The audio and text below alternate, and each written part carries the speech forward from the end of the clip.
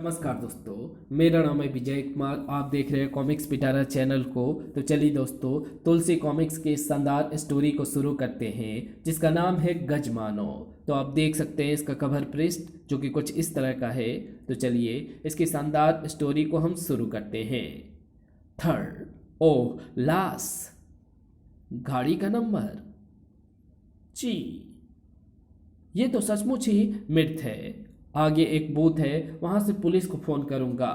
और police station में थोड़ी देर और रुकिए सर, आप जैसे महान जासूस से मुझे भी कुछ जानने का अवसर मिलना चाहिए।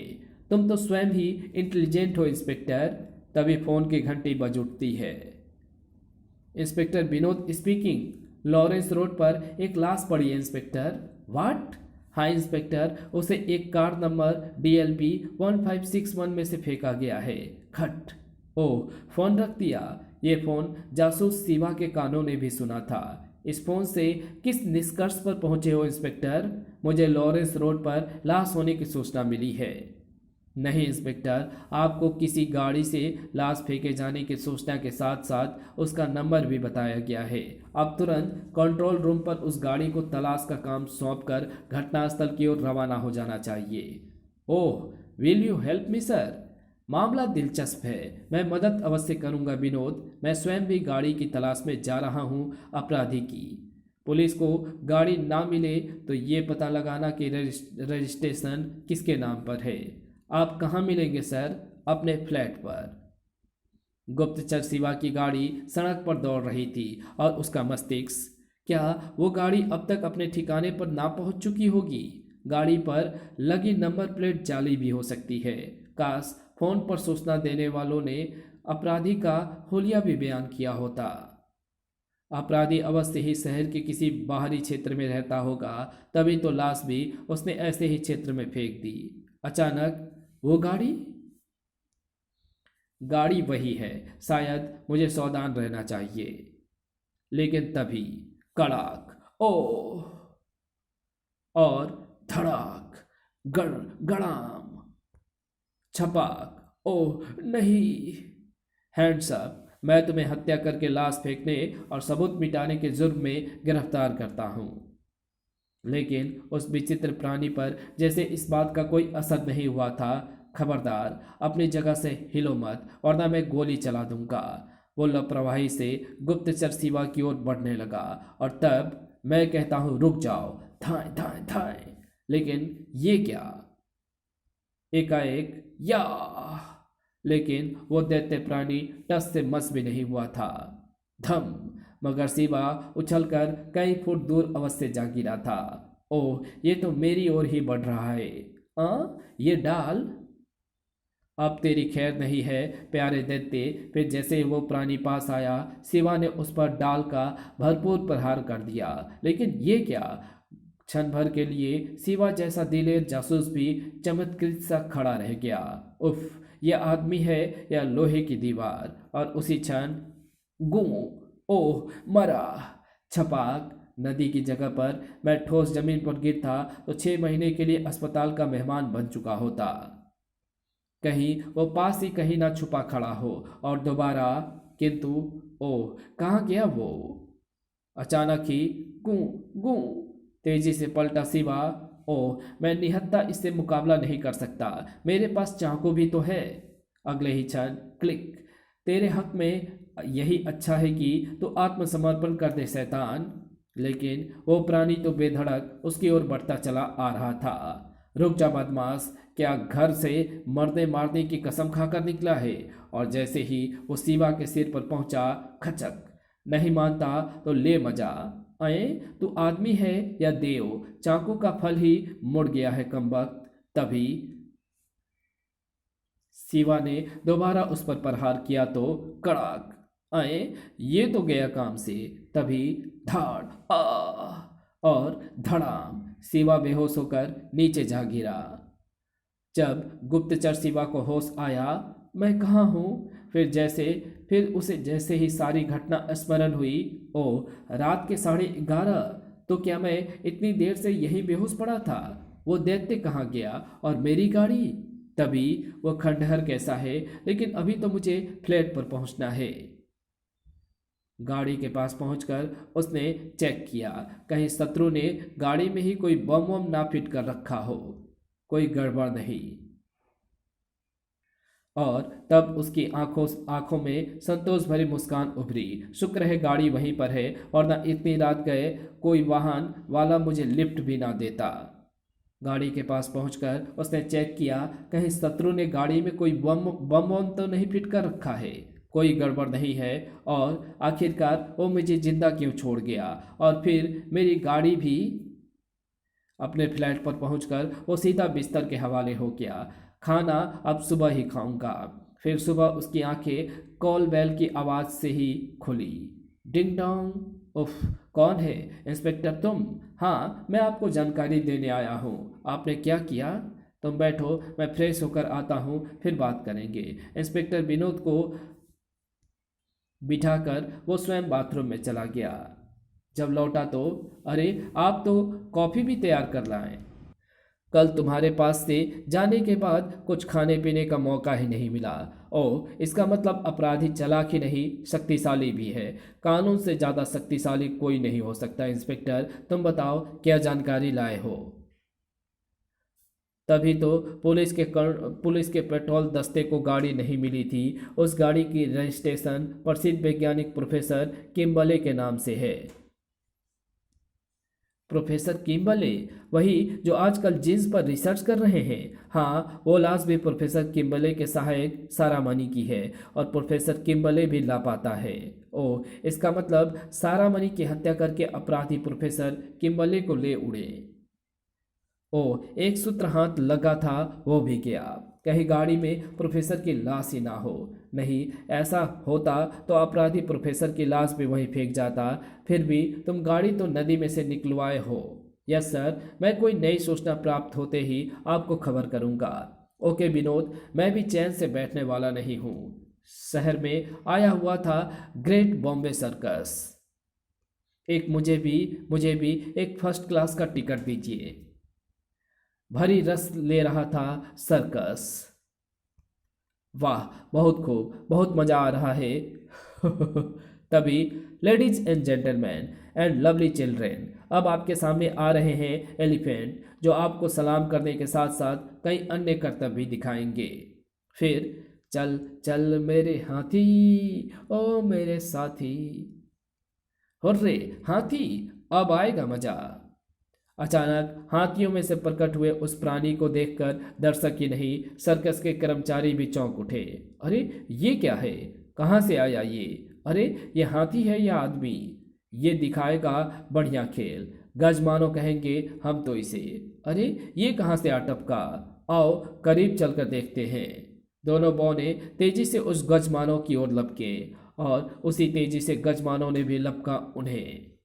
नहीं, छोड़ दो। दर्शकों के लिए यह नई आइटम ही थी। छोड़ दो मुझे, मैं हाथों में दबकर मर जाऊंगा। और तभी, नहीं, बचाओ। अगले पल दर्शकों की तालियां बज उठी। हाय, मर जाऊंगा। वाह, कमाल का खेल है, बचाओ मुझे, अभी और दिखाएगा। मगर ओह, ये कौन है? मुझे इसे काबू करना होगा। रिंग मास्टर ने उस गजमानों पर छलांग लगा दी। लेकिन वाह, एक और बढ़िया आइटम, कमाल का खेल है ये भी। और फिर दर्शकों ने दांतों तले उंगलियां दबा ली जब, उफ, नहीं, मर जाएगा। छनाक। रिंग मास्टर की दुर्गति देखते ही हाथी भी बगावत पर उतर आए। चियां। ओह, भागो, बचाओ, उफ, भागो। और धड़ाम, बचो, भागो, भागो, भागो, धाड़, कड़ाक, ओह, बचो। इस भगदड़ में कोई ना जान सका कि कब वो गजमानो सर्कस के मैदान की पिछली ओर खड़ी उस बख्तरबंद गाड़ी में सवार होकर वहां से 9-2-11 हो गया। तुम सफल हो रहे हो गजमानो। इस घटना के थोड़ी ही देर बाद ही शहर में रेड अलर्ट जारी हो गया। शहर में तबाही मचाने वाले उस विचित्र गजमानों को देखते ही पुलिस को नंबर 100 पर डायल करें एवं उस प्राणी से सावधान रहे। और उस दैत्यमानों के बाद ये गजमानव कोई बहुत गहरा रहस्य है इंस्पेक्टर, जिसे जानने के लिए मैं बहुत बेचैन हूँ। बैंक के गनमैन ने गेट से दाखिल होती उस बुर्का पोस्ट की ओर विशेष ध्यान नहीं दिया था, लेकिन भीतर पहुंचकर जैसे उसने अपना बुर्का उतारा, ओह, वो टीवी में दिखाया विचित्र प्राणी गजमानो। गनमैन फुर्ती से उसकी ओर लपका। ए हाथी के बच्चे, अपने हाथ ऊपर उठा ले वरना गोली मार दूंगा। लेकिन जैसे वो पास पहुंचा, आह! और कड़ाक, फिर छोड़ दो मुझे। लेकिन नहीं, धड़ाक, ओह, अगले क्षण बैंक पे भगदड़ मच गई। भागो भागो, बचाओ, पुलिस को फोन करो। पल भर में ही बैंक के सभी लोग बाहर निकल चुके थे और फिर खटाक। इतना काम निपटाने में उसे मुश्किल से 10-12 मिनट ही तो लगा। इस बीच किसी ने पुलिस को फोन कर दिया, लेकिन इन सबसे बेपरवाह, वो बैंक लूट कर तो ले जा रहा है। उफ, पुलिस अभी तक नहीं पहुंची, वो निकल जाएगा। जैसे ही गाड़ी में सवार होकर गजमानों ने अपनी गाड़ी आगे बढ़ाई, वू वू, ओ पुलिस आ गई। वो जा रहा है गजमानो उस गाड़ी में। ओह, अगले ही क्षण गाड़ी की गति बढ़ाओ असलम, वो गजमानो हाथ से निकलना नहीं चाहिए।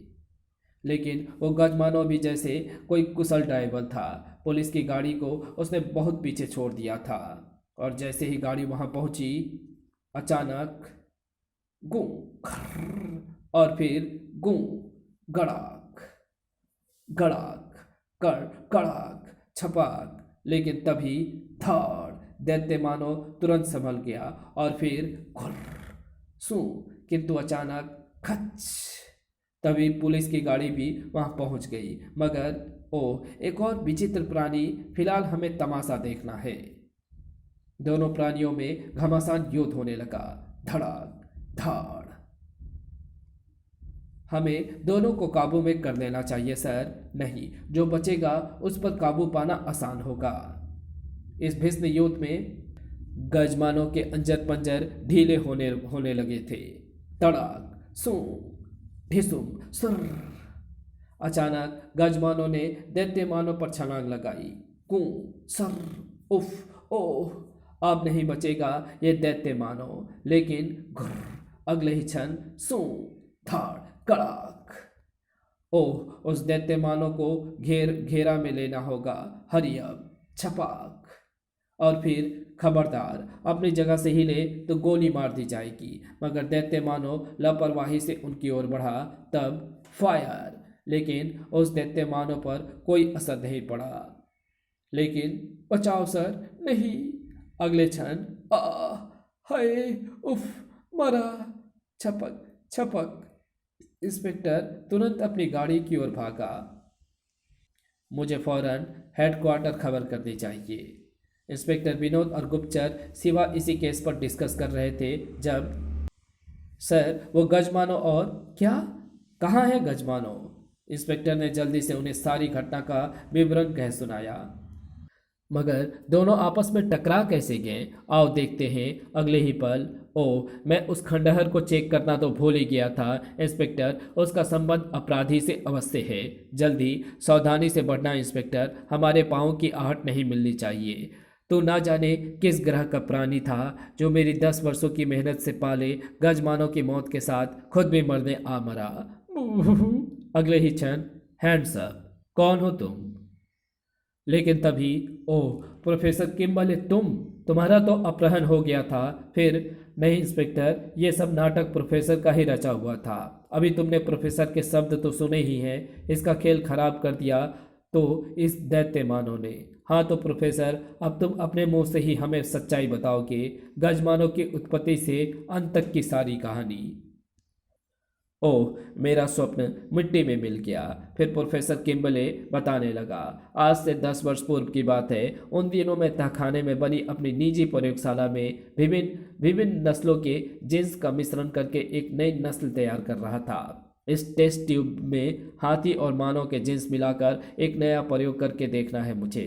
करीब साल भर बाद ही, हुर्रे, मेरी सफलता सफल हो गई। मानव और हाथी की मिलीजुली नस्ल का रूप है ये गजमानव। ओह, ये गूंगा है, मगर मैं इसे शिक्षा देकर ट्रेन कर दूंगा। इस प्रयोग की पूर्ण सफलता हासिल होने के बाद मैं जींस पर अलग प्रयोग करूंगा।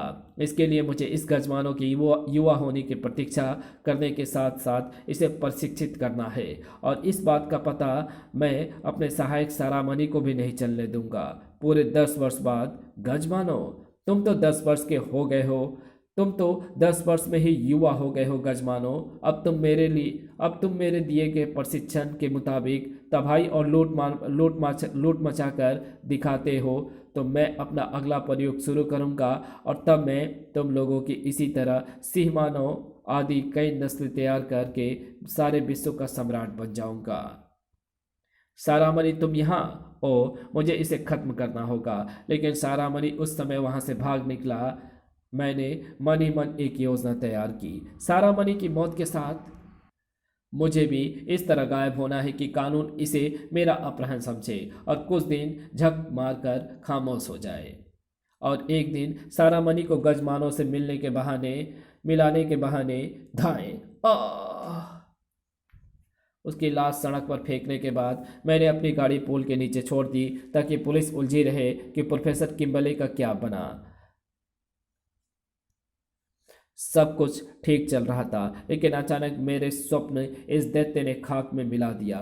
लेकिन तुम्हें इस बारे में कैसे पता चला? मुझे पता चला इस गजमानों से। प्रोफेसर दोबारा बताने लगा। गजमानों को पानी फेंकने के बाद दैत्य मानो शायद निश्चिंत होकर इस खंडहर में स्थित अपने उड़न तस्तरी की ओर बढ़ रहा था, जब छप छप गजमानो दैत्यमानों के पीछे खंडहर में जा पहुंचा, और फिर दोनों में लड़ाई शुरू हो गई। धाड़!